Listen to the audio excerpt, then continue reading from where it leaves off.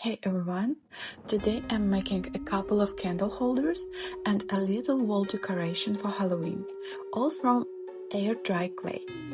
Feel free to watch along, maybe you'll get some ideas for your own spooky decor.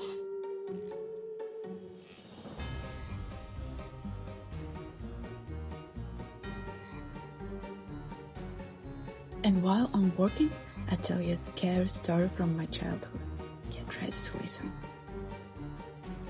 When I was little, my friend and I used to sit on the bench near my house, especially in summer evenings, when it was already dark and we just didn't want to go home yet.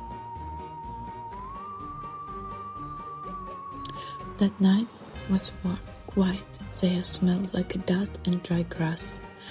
The streetlights weren't working, and the moon kept hiding behind the clouds, like the whole street was holding its breath.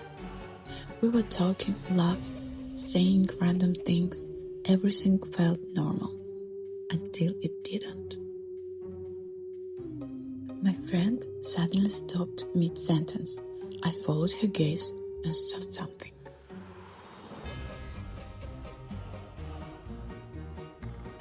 At the very end of the street, where the empty road began, something white was moving toward us.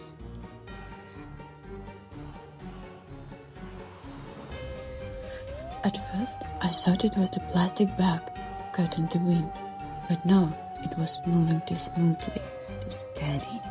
It looked like a figure, a person, only you couldn't see any legs. The white shape just glided over the ground, slow, silent, coming closer. We both froze, not a word, not a breath. One step, another, the closer it's coming. The closer it came, the more it seemed to glow from the inside, like the fabric was full of pale light.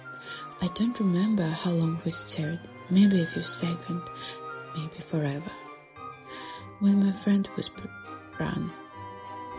I don't even remember touching the ground. We flew off the bench, ran through the yard, through the gate. My heart was pounding so hard, I could barely breathe. When we stopped, we just stood here, pressed against the wall, listening, silent. No footsteps, no sound. Only the wind moving the grass. My friend laughing nervously. Maybe someone just trying to scare us? I tried to laugh too, but my hands were still shaking. That night I woke up suddenly. I thought I heard someone whispering my name. I got up, went to the window and looked outside. The bench was there, empty. But on the road, right next to it, stood the white shape again. It didn't move. I just stood there, watching. I backed away from the window, my heart beating in my throat.